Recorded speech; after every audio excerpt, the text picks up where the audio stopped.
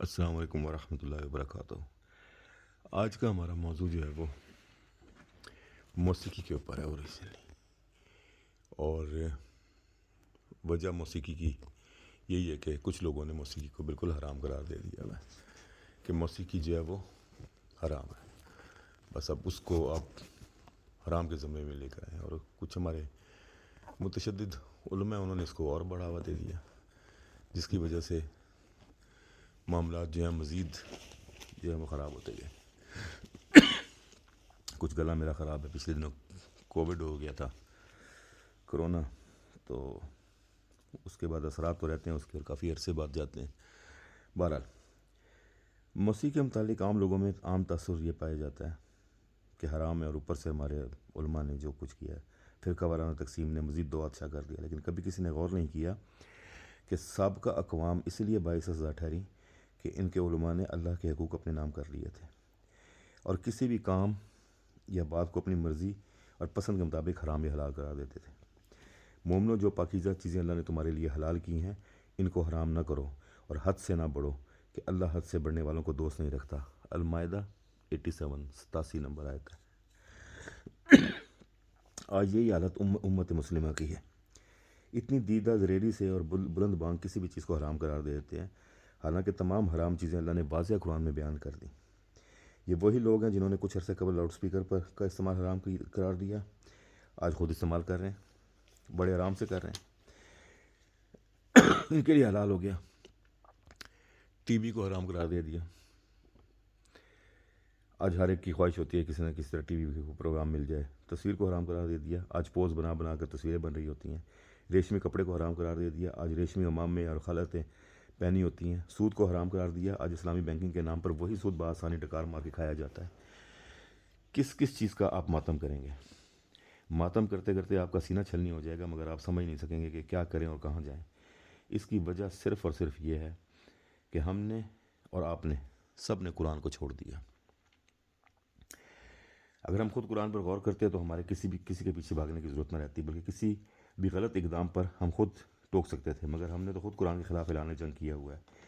جو لوگ خود کو نصارہ کہتے ہیں، ہم نے ان سے بھی عہد لیا تھا، مگر انہوں نے اس نصیحت قرآن یا کتاب کا جو ان کو کی گئی تھی ایک حصہ فراموش کر دیا، تو ہم نے ان کے باہم قیامت تک کے لیے دشمنی اور کینہ ڈال دیا، اور وہ جو کچھ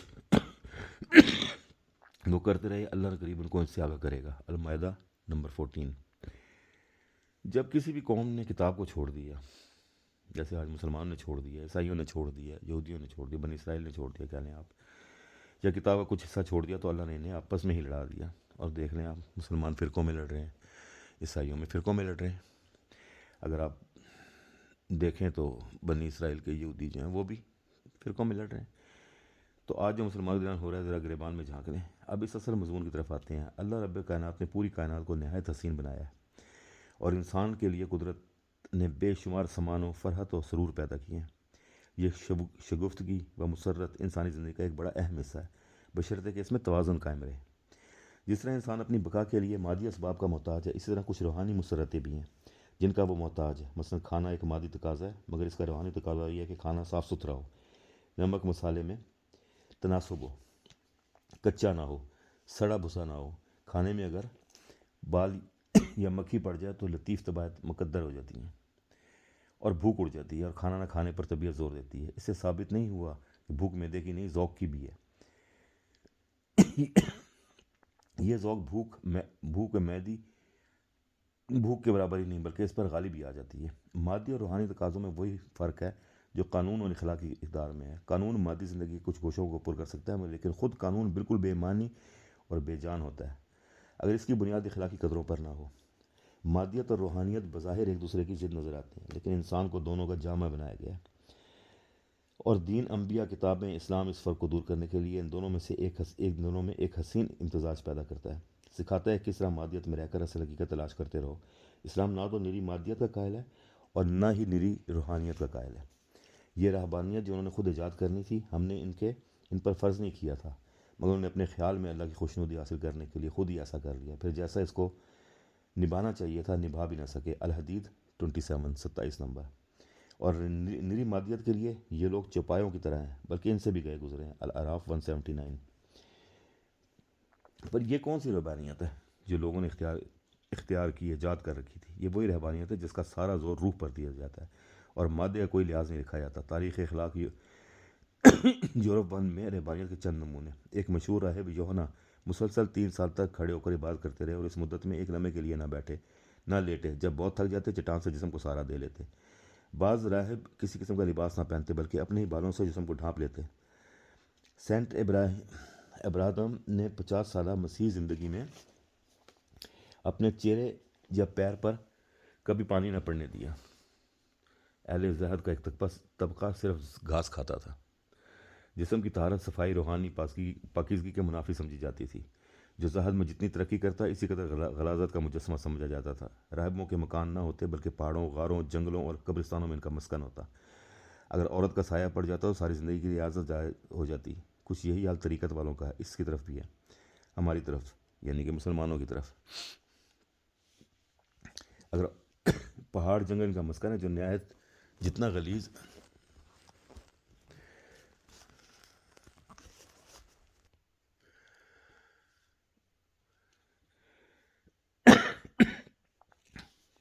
جتنا غلیظ اتنا بڑا ملنگ۔ مزاروں پر کشف و قبور کے چلے، دنیا سے بے رغبتی، اور اب دوسری طرف مادہ پرستی ہے، جہاں زندگی کا مقصد لباس، خوراک، آرائش، مکان، تفریح، جنسی ہوس اور اس کے حصول کے لیے ہر ظلم روا، ہر حرام جائز ہو جاتا ہے۔ مقصد نہ کوئی علمی اور ذہنی ترقی ہے، نہ اخلاقی و روحانی بلندی، نہ انسانیت کی خدمت۔ دین صحیح اسلام نہ تو اس قسم کی مادیت کا قائل ہے اور نہ ہی رہبانیت کے بے معنی زندگی کا قائل ہے۔ معذرت ہے کھانسی کی۔ اسلامی رجحان یہ ہے کہ دونوں میں توازن رکھا جائے، اعتدال ہو اور حسن جمال ہو، اور ہر تقاضے پر اسلام نے کچھ قیود بھی لگا رکھی ہیں اسے اعتدال پر رکھنے کے لیے۔ اب دیکھنا یہ ہے کہ موسیقی مادی تقاضا ہے یا روحانی۔ تو موسیقی نہ تو سراسر مادی تقاضا ہے اور نہ ہی 100% روحانی، بلکہ دونوں کا حسین امتزاج ہے۔ اسلام کو اگر جمالیاتی نقطہ نظر سے دیکھیں تو معلوم ہوگا کہ وہ روحانی اور مادی ہر دو تقاضوں کی تکمیل میں حسن و جمال کو پسند کرتا ہے۔ لہٰذا موسیقی کے متعلق کچھ سوچنے سے پہلے اسلام کی جمال پسندی کو دیکھنا ہوگا۔ قرآن پاک کا مطالعہ کریں تو اس کی جمال پسندی میں کوئی شک و شبہ نہیں رہتا۔ اللہ نے اپنی پسند کو کئی طرح ظاہر فرمایا ہے۔ لفظ حسن اور اس کے متشابہات، لفظ جمال اور اس کے متشابہات، لفظ زینت اور اس کے اور دوسرے انداز بیان سے بھی۔ قرآن میں تقریباً 300 آیات ہیں جن کا تعلق جمالیات سے ہے۔ چند مثالیں حاضر ہیں، تمام تو طوالت کی وجہ سے مشکل ہے۔ ہم نے سمائے دنیا کو روشن چراغوں سے زینت بخشی، الملک 5 نمبر۔ ہم نے سمائے دنیا کو کواکب کی زینت سے مزین کیا، الصفات 6۔ ہم نے آسمانوں میں بروج بنائے اور دیکھنے والوں کے لیے اسے مزین کیا، الحجر 16۔ تو کیا لوگ اوپر آسمانوں کو نظر اٹھا کر نہیں دیکھتے کہ ہم نے اسے کس طرح بنایا اور اسے کیسی زینت بخشی؟ سورہ قاف نمبر 6۔ یہاں تک کہ جب زمین اپنے کمال حسن کو اختیار کر کے مزین ہو گئی، یونس 24۔ ہم نے جو کچھ بھی زمین پر بنایا اس کی زینت کے لیے ہے، الکہف 7۔ اے فرزندان آدم، ہر نماز کے وقت زینت اختیار کر لیا کرو، الاعراف 31۔ پوچھو کہ اللہ نے اپنے بندوں کے جو زینت کی چیزیں پیدا کی ہیں ان کو کس نے حرام کیا، الاعراف 32۔ ہم نے تمہارے لیے لباس مہیا کیا جو تمہاری پردہ پوشی بھی کرتا ہے اور باعث زینت بھی ہے، یعنی کہ خوبصورت بنایا جاتا ہے لباس، ایسے چادر نہیں لپیٹی جاتی۔ اس نے گھوڑے، خچر اور گدھے سواری کے لیے بھی بنائے ہیں اور زینت کے لیے بھی، النحل نمبر 8۔ ایسی گائے جو بھڑکدار زرد ہو اور دیکھنے والوں کو بھی بھلی لگے، البقرہ 69۔ جس نے اپنی ہر پیدا کردہ شے کو حسن بخشا، السجدہ نمبر 7۔ تمہاری صورت گری کی تو حسین صورتیں بخشیں، المومن 64، التغابن 3۔ اللہ کے ہاں جو ٹھکانہ ہے اس میں بھی حسن ہے، آل عمران 14، الرعد 29، صاد 40، صاد 49۔ اور اللہ کے ہاں جو اجر ہے وہ بھی حسن رکھتا ہے، آل عمران 195۔ اس دنیا میں حسن کاروں کے لیے حسین بدلہ ہے، النحل 3۔ راہ ربانی کی دعوت دو حکمت اور حسین واز کے ساتھ، حسین واز کے ساتھ، ایسی بات نہیں کی کہ بس واز کرتے رہو، ایسے خوبصورت الفاظ کے ساتھ جو متاثر کریں، جیسے سحر البیان کہا جاتا ہے کہ ایسے الفاظ النحل 125۔ ان کے ساتھ مباحثہ کرنا ہو تو خوبصورت ترین طریقہ اختیار کرو، النحل 125۔ جو خوب کاریگری کرے گا اس کو 10 گنا بدلہ ملے گا، الانعام 16۔ اے ہمارے رب، ہمیں دنیا اور آخرت دونوں میں حسن عطا فرما، البقرہ 201۔ حسن کاریاں بدکاریوں کو دور کر دیتی ہیں، ہود 14۔ کون ہے جو خدا کو حسین قرض دے؟ البقرہ 245، المائدہ 12، الحدید 11، الحدید 18، التغابن 17، المزمل 20، تاکہ وہ اہل ایمان کو جنگ کی حسین آزمائش میں ڈالے۔ الانفال 17، وہ تمہیں حسین متاع سے نوازے گا۔ ہود 3، مجھے اس نے اپنی طرف سے حسین روزی عطا کی۔ ہود 88، اور جسے ہم نے حسین روزی دی۔ النحل 67، 75، الحج 58، ان کے لیے حسین اجر ہے۔ الکہف 2، تمہیں خدا حسین بدلہ دے گا۔ الفتح 16، اور اللہ کے لیے یہ حسین نام۔ طٰہٰ 8، الاعراف 18، الممتنہ 24، اور بنی اسرائیل 11۔ احسان کا مطلب، ایک اور بات پر غور کرتے جائیں۔ حسن سے تعلق رکھنے والے بے شمار الفاظ کا ذکر نہیں کیا، لیکن احسان کا بہت ضروری ہے۔ احسان اور اس کے یعنی اس کے ہم معنی ملتے جلتے بہت سے ہیں۔ قرآن میں جسے احسن، احسنا، احسن تم، یحسنون، محسنین، احسان کا ترجمہ عام طور پر نیکی کیا جاتا ہے، جو بہت محدود اور تنگ ہے۔ احسان کے لغوی معنی ہیں حسین کر دینا، حسین بنا دینا۔ جو کام بھی خوبصورتی سے سلیقے سے کیا جائے، جس بات میں بھی حسن و خوبی پیدا کی جائے، وہ احسان ہوگا۔ جیسے ایک ثواب ہے اور ایک حسن ثواب، ایک نیکی ہے اور دوسری حسن نیکی۔ قرآن میں جہاں جہاں بھی احسان کا لفظ آیا ہے، اس سے مراد زندگی اور اس کے اعمال میں حسن و جمال، عمدگی، سلیقہ، خوبی اور زینت پیدا کرنا ہے۔ جمال، اب جمال کو دیکھ لیتے ہیں۔ انہیں کچھ دے دو یا عمدگی سے چھوڑ دو۔ الاحزاب 28:49۔ حسین یعنی بہتر سے بہتر صبر سے کام لو۔ المعارج 5، اللہ نے احسن الحدیث بہترین بات نازل فرمائی۔ الزمر 23، یہاں قرآن کو احسن الحدیث کہا گیا ہے۔ ذرا غور کریں، اللہ رب العزت نے انسان کو آنکھیں دیں اس کائنات کو دیکھنے کے لیے۔ اس کا حسن اور دلکشی، رنگ برنگے پرندے، جانور، پھول، ستارے، چشمے، پہاڑ، زبان کو ذائقہ دیا اور زمین کو طرح طرح کے کھانوں کی چیزوں سے بھر دیا۔ ساتھ دیے بہترین کاریگری کے لیے، سونگھنے کی حس دی، خوشبویات کے لیے، کان بھی تو ہے اچھی آواز سننے کے لیے۔ قرآن میں ذکر موسیقی، اب آپ کو یہ بتا دیں قرآن میں ذکر موسیقی کہاں کہاں پہ۔ یہ لوگوں کو جو موسیقی سے چڑ ہے نا، اور جو اچھل کے جناب آتے ہیں کہ حرام ہے حرام ہے، بس اس کو سننا، اس کو بند کر دو، یہ کر دو وہ کر دو، ان کے لیے اس میں بہت کچھ ہے۔ مجھے ہے سانس کی پرابلم ہوئی ہوئی ہے تھوڑی سی، اور کھانسی کی، اس وجہ سے ہو سکتا ہے کہ آپ کچھ تنگ ہو رہے ہوں، لیکن بس آج میرا دل تھا کہ میں کیونکہ موسیقی کے اوپر کچھ تھوڑی سی بحث ہو رہی ہے لوگوں میں، میرے ٹویٹر پہ جو فالوور ہیں، اور وہ کوئی بھی صحیح جواب دے نہیں سک رہا تھا۔ میں نے کہا چلو، میرا ایک مضمون تھا، میں نے کہا چلو اس کے اوپر کوئی بات کر لیتے ہیں، موسیقی کے اوپر۔ تم اور تمہارے جوڑے جنت میں جاؤ جہاں تمہیں نغمے سنائے جائیں گے۔ الزخرف 70، جو لوگ ایمان لائے اور اس کے مطابق عمل کیے وہ چمن میں نغمے سن رہے ہوں گے۔ الروم 15۔ ان دونوں آیات میں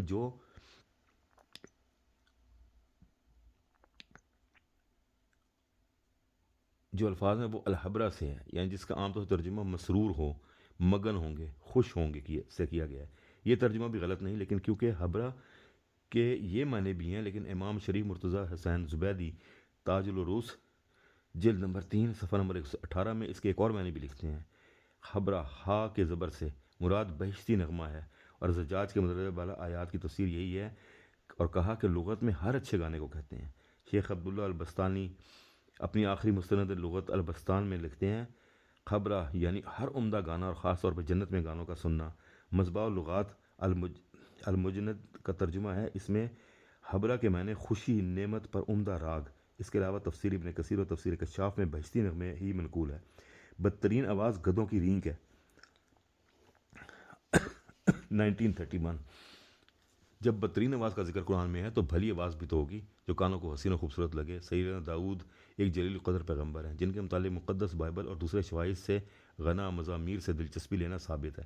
جہاں تک بائبل مقدس کا تعلق ہے، نہ تو ساری کی ساری غلط، محرف اور درست نہیں، اور نہ ہی یہ کہ ساری کی ساری درست ہے۔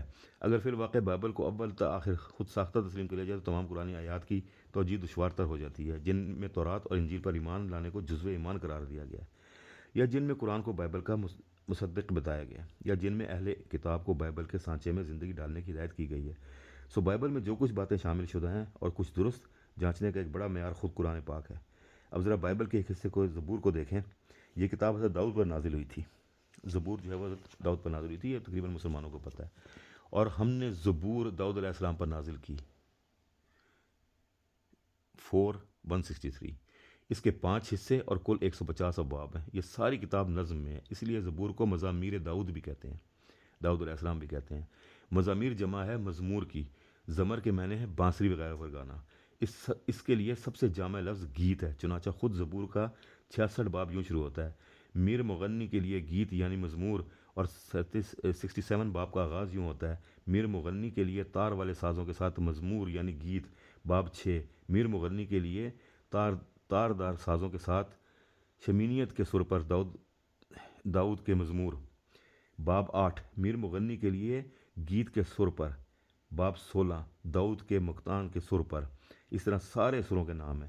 باب 95: آؤ ہم خداوند کے حضور نغمہ سرائی کریں. باب 144 کی نویں آیت یوں ہے: اے خدا میں تیرے لیے نیا گیت گاؤں گا 10 تار والی بربت پر، اور میں تیری مدح سرائی کروں گا. یہ سب کچھ آپ کو زبور کہہ رہی ہے، یہ میں نہیں کہہ رہا. اور قرآن کہتا ہے کہ سب قرآن ہے. زبور بھی قرآن ہے، انجیل بھی قرآن ہے، سب قرآن ہے. جتنی کتابیں نازل ہوئی ہیں وہ سب کی سب قرآن ہے. ان آیات بائبل سے پتہ چلتا ہے کہ حضرت داؤد علیہ السلام کے پاس متعدد گانے والے موجود تھے. کوئی ایک گانے والا نہیں تھا جو میر مغنی تھا. عام طور پر بانسری، عود، بربت، ستار، دف، جھانجھ گیتوں کے لیے سر مقرر تھے. صرف حضرت داؤد ہی نہیں، حضرت سلیمان اور ان کے وزیر بھی گاتے تھے. قدیم دعائیں مثلا حضرت موسیٰ کی دعا بھی بطور گیت گائی جاتی تھی. عبید بن عمیر سے روایت ہے کہ سیدنا داؤد کے پاس ایک باجا تھا جس پر وہ گایا کرتے تھے اور روتے بھی تھے اور رلاتے بھی تھے. حافظ حجر اسقلانی فتح الباری جلد 6 صفحہ نمبر 63، علامہ بدر الدین عینی جلد نمبر 9 صفحہ نمبر 329. عبدالرزاق اپنی مسند میں سند صحیح سے عبداللہ بن عمر کی روایت لکھتے ہیں کہ حضرت داؤد اپنے باجے پر تلاوت زبور کیا کرتے تھے. اب یہ میں آپ کو روایتیں بتاتا جا رہا ہوں ساری، جو روایت پر اپنی روایتوں سے کہتے ہیں نا کہ جی یہ دیکھیں حدیث کہتی ہے کہ حرام ہے میوزک. حبرہ میں تو شاید کچھ تعویل چل سکتی ہے، مگر جن روایت میں لفظ تغنی استعمال ہوا ہے، حکم اور ترغیب بھی ہے، اس کا کیا کریں گے؟ ابو ہریرہ سعد بن ابی وقاص سے ابن ماجہ، ابو داؤد، دارمی اور مسند احمد میں ہے: وہ ہماری جماعت میں نہیں جو قرآن پڑھنے میں تغنی سے کام نہ لے. بخاری، ابو داؤد اور ترمذی میں ربی بن موس سے روایت ہے: جب میری ربی بن موس کی رخصتی ہوئی تو حضور میرے گھر تشریف لائے اور میرے بستر پر بیٹھ گئے. چند لڑکیاں دف بجا کر اپنے بدر میں شہید ہونے والے بزرگوں کی مدح سرائی کرنے لگیں. ایک نے کہیں یہ مصرع لگایا: ہم میں ایک پیغمبر ایسا ہے جو یہ جانتا ہے کل کیا ہوگا. حضور نے فرمایا: یہ نہ کہو، وہی کہو جو پہلے کہہ رہی تھی. بخاری، مسلم اور نسائی نے حضرت عائشہ سے روایت کی ہے: حضور میرے یہاں تشریف لائے اور اس وقت 2 لڑکیاں جنگ باس کے گیت گا رہی تھیں. حضور بستر پر لیٹ گئے اور دوسری کروٹ بدل لی. اتنے میں حضرت صدیق تشریف لائے اور مجھے ڈانٹتے ہوئے کہا کہ رسول اللہ کی موجودگی میں شیطانی گیت. حضور نے جناب ابوبکر کی طرف متوجہ کر فرمایا: رہنے دو ان بیچاریوں کو، یہ عید کا دن تھا. ہم نے پہاڑوں کو مسخر کر دیا جو داؤد کے ساتھ صبح شام تسبیح کرتے تھے، اور پرندے بھی اکٹھے ہو جایا کرتے تھے. 1838. حضرت داؤد کی نظیر پیش کرنے سے ہمارا مقصد صرف یہی ہے کہ موسیقی ایسی شے نہیں جسے حرام کہا جائے. اگر یہ حرام شے ہوتی تو سب سے پہلے قرآن نے صاف لفظوں میں ہی بتا دینا تھا. اور دوسرے، محمد کبھی صلی اللہ علیہ وسلم گانا نہ سنتے، نہ ہی دف، نہ ہی صحابہ کرام، تابعین، طبع تابعین، محدثین، فقہ اور علماء یہ موسیقی نہ سنتے. عبداللہ بن جعفر، اب صحابہ کا میں بتاتا ہوں. عبداللہ بن جعفر رضی اللہ عنہ، عبداللہ بن جعفر سے گانا سننا پوری شہرت کے ساتھ ثابت ہے، اور تمام و مسند فقہ، حفاظ حدیث اور مؤرخین اس واقعے کو روایت کرتے ہیں. علامہ سید مرتضیٰ زبیدی شرح احیاء العلوم جلد نمبر 6 صفحہ نمبر 458. اور اس کے بعد لکھتے ہیں ابن عبدالبر اپنی استیعاب میں لکھتے ہیں کہ عبداللہ بن جعفر گانے میں کوئی حرج نہیں سمجھتے تھے. ابو منصور بغدادی نے سما کے موضوع پر اپنے رسالے میں لکھا ہے کہ عبداللہ بن جعفر اپنی جلالت اور شان کے باوجود اپنی باندیوں کو نئی نئی دھنیں بتاتے تھے اور ان سے اپنی بربت، چنگ، رباب یا سرور پر گانے سنتے تھے. عبداللہ بن زبیر، ایک جماعت نے اور شیخ تقی الدین بن دقیق العید نے اپنی کتاب اقتناس السوانح میں اپنی سند سے روایت کرتے ہوئے وہب بن سنان کا قول نقل کیا کہ میں نے عبداللہ بن زبیر کو گانا گاتے ہوئے سنا. ابن زبیر کہتے تھے کہ مہاجرین میں شاید ہی کوئی ایسا آدمی ہو جو ترنم کا شوق نہ کرتا ہو. امام الحربین ابن ابی الام اور دوسرے مستند مورخین روایت کرتے ہیں کہ عبداللہ بن زبیر کے پاس بربت بجانے والی باندیاں تھیں۔ ایک بار عبداللہ بن عمر ان کے پاس گئے تو انہوں نے اپنی بربت دیکھی تو پوچھا یہ کیا ہے؟ ابن زبیر نے بربت ان کے طرف بڑھا دی۔ ابن عمر نے غور بغور دیکھ کر کہا یہ تو شامی ترازو معلوم ہوتی ہے۔ ابن زبیر بولے ہاں، اس ترازو پر عقلیں تولی جاتی ہیں۔ شیخ تاج الدین فزاری نے بھی ابن زبیر کے گانے کی روایت نقل کی ہے۔ حضرت عمر فاروق عبداللہ ابن بر استیاب نے ذکر خوات بن جریر جلد اول صفحہ نمبر 170 مطبوعہ دار معروف حیدرآباد دکن میں فرماتے ہیں، خوات بن جبیر کہتے ہیں کہ ہم لوگ حضرت عمر کے ساتھ حج پر روانہ ہوئے، ان میں عبیدہ بن جراح اور عبد الرحمن بن عوف بھی تھے۔ لوگوں نے حضرت عمر سے فرمائش کی کہ زرار کے اشعار ترنم سے سنوائیے۔ حضرت عمر نے کہا ابو عبداللہ یعنی خوات کو بلا کر کہو کہ اس کے اشعار گا کر سنائے۔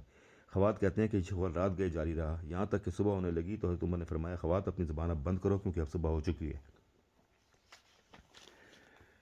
امام ابن حجر عسقلانی شافی التلخیص الحبیر صفحہ 408 میں لکھتے ہیں کہ حضرت عمر جب اپنے گھر میں تنہا ہوتے تو ایک یا دو شعر گا گا کر پڑھتے تھے۔ اس روایت کو مبرد نے کامل میں، بہقی نے معرفت میں اور ابو قاسم اصبہانی نے الترغیب میں بھی روایت کیا ہے۔ حضرت عثمان صاحب البیان نے اور ماوردی نے حاوی میں لکھا ہے کہ حضرت عثمان غنی کے پاس 2 باندیاں تھیں، جب وقت سحر ہوتا تو آپ فرماتے اب بس کرو یہ استغفار کا وقت ہے۔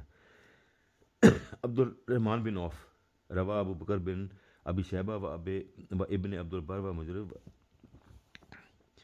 ابو عبیدہ بن جراح روا بہقی سعد بن ابی وقاص روا ابن قنیبہ فی کتاب الرخصہ ابو مسعود بدری روا بہقی عبداللہ بن ارقم روا ابن عبد البر اسامہ بن زید روا بن عبد البر بہقی حمزہ بن عبد المطلب الروا الشیخہ عائشہ صدیقہ روا اصحاب و سنن۔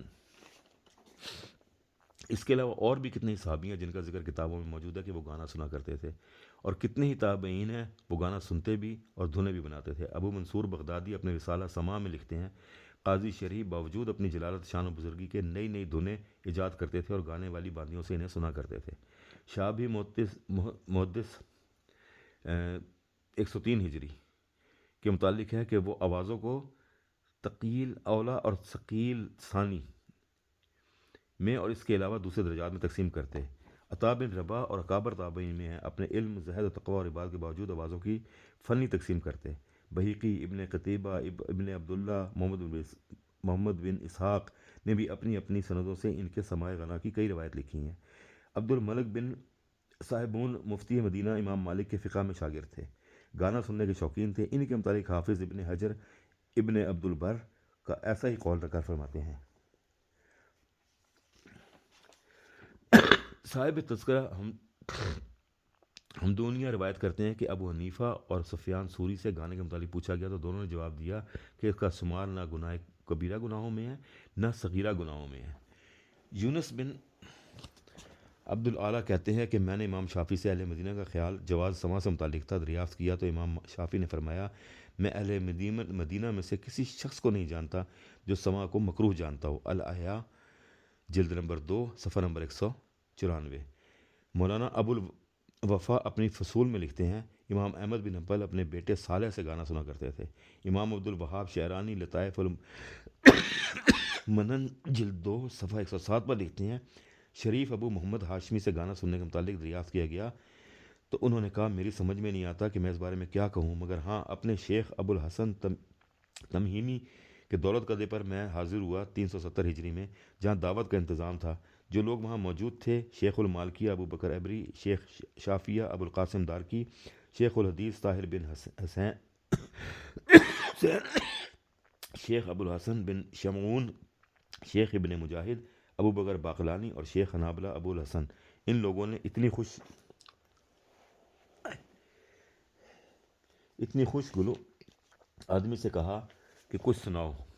اس نے ایک غزل سنائی۔ اس کے بعد اور شریف علی نے کہا کہ ان شیوخ کبار کے گانا سنتے ہوئے دیکھنے کے بعد یہ ممکن نہیں کہ میں گانا سننے کے خلاف فتویٰ دوں۔ شیخ محمد بن احمد مغربی تونسی اپنی کتاب فرح الاسماء مطبوعہ انوار المحمدی لکھنؤ صفحہ نمبر 1216 میں لکھتے ہیں امام عز الدین بن سلام، شیخ تاج الدین فزاری دمشق، تقی الدین بن دقیق العید، شیخ علی کردی، امام بدر الدین بن جماعہ، شیخ شمس الدین اصبائی، شیخ نقوی شانی، شیخ علاء الدین ترکمانی، شیخ شہاب الدین کرکی، امام ابو زید، حافظ المغرب ابو عبداللہ محمد بساتی، امام ابو عبداللہ العلی، اس کے علاوہ بھی بے بہا نام ہے، یہ سب لوگ گانا سنتے تھے۔ امام شوکانی اور ابن حزم کی رائے، امام شوکانی نے خاص رسالے میں اس موضوع پر لکھا ہے، البطال داو الجماع التحریم المطلق السماع۔ اس میں لکھتے ہیں کہ اہل علم کی ایک جماعت نے حرمت سماع پر کتابیں لکھی ہیں، لیکن دوسرے اہل علم نے ان سب کو تضعیف کہا ہے، حتیٰ کہ ابن اعظم کہتے ہیں کہ اس بات حرمت سما کے متعلق ہرگز ایک بھی صحیح حدیث موجود نہیں، سب کی سب موضوع گھڑی ہوئی ہیں۔ یعنی اب ابن حزم کو بھی اگر آپ کہتے ہیں کہ وہ بھی کافر ہیں تو پھر تو ٹھیک ہے، آپ کی مرضی ہے، لیکن ابن حزم اس بات کے پر اس کے قائل ہیں کہ حرمت سما کے متعلق ہرگز بھی ایک حدیث موجود نہیں، ایک بھی صحیح حدیث موجود نہیں ہے، ساری کی ساروں موضوع اور گھڑی۔ پھر لکھتے ہیں استاد ابو منصور اور فزانی نے امام مالک سے بھی بربت کا جواز ہی نقل کیا ہے۔ رویانی نے قفال سے بھی امام مالک کا یہی مسلک نقل کیا ہے کہ وہ ساز و آواز و گانے کو جائز کہتے تھے، اب امام مالک بھی جائز کہتے تھے، اور ایک واحد امام ہے جو مدینہ کے امام ہیں، امام مالک۔ شیخ عبدالحق محدث دہلوی مدراج النبوہ میں لکھتے ہیں، امام مالک سے سما کے بارے میں دریافت کیا گیا تو آپ نے فرمایا کہ میں نے اپنے شہروں کے اہل علم کے متعلق جو کچھ معلوم کیا ہے وہ یہ ہے کہ وہ اس کے منکر نہیں، وہ گانا سنتے تھے اور فرماتے تھے کہ اس کا منکر صرف وہی ہو سکتا ہے جو عامی یا جاہل یا غریض الطبع عراقی ہو۔ اس کے علاوہ امام قشیری، ابو منصور اور قفال وغیرہ نے بھی آپ سے اباحت ہی کی روایت کی ہے۔ آپ امام مالک سے ایک قول منقول ہے کہ اسے صرف فاسق لوگ سنا کرتے ہیں، وہ اس گانے پر جس میں منکرات ہوں۔ اب لازمی بات ہے گانے اچھے بھی ہیں اور برے بھی ہیں، شاعری جو ہے وہ اچھی بھی ہے اور بری بھی ہے، کچھ نہایت واحیات شرکیہ قسم کی شاعری ہے تو وہ تو لازم بات ہے کہ اس کی اجازت تو نہیں ہے نا، وہ آپ کا دماغ، آپ انسان طبعاً جو ہے انسان کے اندر جمالیاتی اس کے تصورات ہیں، اس میں جمال ہے، وہ خود ہی کچھ لوگ میں اپنی مثال دیتا ہوں کہ مجھے گالی پسند نہیں ہے، کوئی بھی دے کسی قسم کی بھی بڑی گالی دے تو خاص طور کے اوپر، اور میں کبھی دیتا نہیں ہوں، مجھے تو وہ میرے سامنے کوئی کھڑا اگر دے رہا ہے تو یہ اس کا ظرف اور میرے ظرف میں فرق ہے، میں جمال کی شاید اس لیول کے اوپر ہوں کہ جہاں پہ مجھے وہ الفاظ اچھے نہیں لگتے کہنے۔ اسی طرح موسیقی کی بات ہے کہ اگر کچھ ایسے الفاظ ہیں جو شرکیہ قسم کے الفاظ ہیں، وہ بیہودہ قسم کی باتیں ہیں تو وہ گراں گزرتی ہیں، وہ کسی کو پسند نہیں آتی، لیکن یہ نہیں ہے کہ ہاں کچھ لوگوں کو پسند آتی ہیں، کچھ کو نہیں بھی پسند آتی، میں یہ شوکانی کی کتاب ہے ابطال الدعوہ الجماع فی التحریم المطلق السماع، صفحہ نمبر 41 اور 40-41۔ حرمت سماع و مزامیر کے متعلق بے شمار روایت مروی ہیں جن کو ابن اعظم، ابن طاہر، ابن ابی دینہ، ابن حمدان ازبلی، ذہبی، داؤد ظاہری، سفیان ثوری سب نے کہا ہے کہ تمام احادیث موضوع ہیں، اگر صحیح ہوتی تو سب سے پہلے ہم مانتے، پھر ابن اعظم نے تو اس پر قسم بھی کھائی ہے۔ امام نودی لکھتے ہیں کہ حرمت غنا کے متعلق کوئی روایت درست نہیں۔ امام سخاوی اپنی مقاصد حسنہ میں فرماتے ہیں کہ فقہا نے جو حدیث حرمت غنا کے بارے میں پیش کی ہیں وہ صحیح نہیں بلکہ ان کی کوئی اصلیت نہیں۔ ابن حجر اسقلانی کہتے ہیں کہ جن احادیث سے بعد والے یعنی متاخرین استدلال کرتے ہیں وہ نہ تو ثابت ہیں نہ ان کی کوئی اصل ہے، چاروں ائمہ نے ان کو نہیں لیا۔ محمد کرد علی اپنی کتاب القدیم الحدیث میں لکھتے ہیں، موسیقی طب کا ایک حصہ ہے جس سے امراض دور کیے جاتے ہیں۔ قدیم زمانے میں شاعری، موسیقی اور طب تینوں فنون کی واقفیت ایک شخص کے اندر ہونا نہایت باکمال سمجھا جاتا تھا، اور یہ حقیقت بھی ہے، یہ حقیقت بھی ہے۔ 500 میرا خیال ہے 800 کچھ ہجری میں جو ہے وہ عراق میں ایک ہسپتال بنایا گیا تھا، مسلمان نے بنایا تھا، جہاں پہ پاگلوں کا علاج موسیقی سے کیا جاتا تھا۔ اس کے بعد ایک جو ہے وہ ہسپتال بنایا تھا وہ جو آج کیا کہتے ہیں اسپین کے پاس ہے جگہ، موراکو میں، مراکش میں جیسے کہتے ہیں۔ تو پتہ نہیں کیوں لوگوں کو ایک اس وقت کیا کہتے ہیں جو ہے شوق چڑھ گیا کہ بس موسیقی کو کس طریقے سے آرام کرا دینا ہے۔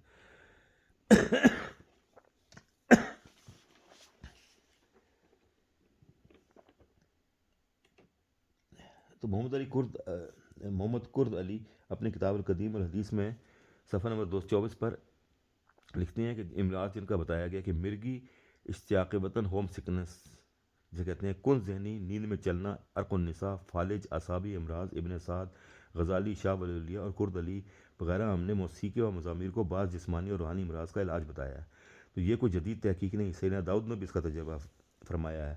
سیموئل باب 16 آیت نمبر 23، سو جب وہ بری روح بیماری خدا کی طرف سے ساؤل پر چڑھتی تھی تو داؤد بربت لے کر ہاتھ سے بجاتا تھا اور ساؤل کو راحت ہوتی اور وہ بحال ہو جاتا اور وہ بری روح بیچاری اس پر سے اتر کے چلی جاتی۔ یعنی اب یہ میں نے آپ کو سیموئل باب 16 آیت نمبر 23 بتائی ہے، ٹھیک ہے، زبور کی۔ 705 میں پہلا ذہنی مریضوں کا اسپتال بغداد میں بنایا گیا جہاں موسیقی سے علاج ہوتا تھا۔ 705 میں مراکش اور 800 مصر میں ذہنی مریضوں کے اسپتال بن گئے جہاں موسیقی سے علاج ہوتا تھا۔ یہ تو بات ہوگی ساری کی ساری موسیقی کی۔ اب یہ میں نے آپ کو تمام روایت سے ثابت کر دیا، یہ روایتیں وہ ساری شامل کی ہیں جو موسیقی کے حق میں ہیں۔ اس طرح کی بالکل ایسے ہی ساری روایتیں بہت سارے لوگوں نے جمع کی ہوئی ہیں جو موسیقی کے خلاف ہیں، وہ تمام میں نے بتا دیا کہ وہ تمام کی تمام ضعیف ہیں۔ قرآن میں کہیں پہ بھی حرام قرار نہیں دیا گیا، قرآن نے حرام کو بہت طریقے سے بتا دیا ہے کہ یہ چیزیں حرام ہیں اور یہ چیزیں حلال ہیں، اور یہ اس میں موسیقی کم سے کم نہیں ہے، اور حرام اور حلال کا اختیار صرف اللہ رب العالمین کے پاس ہے، کسی انسان کے پاس نہیں ہے، نہ کسی نبی کو دیا گیا۔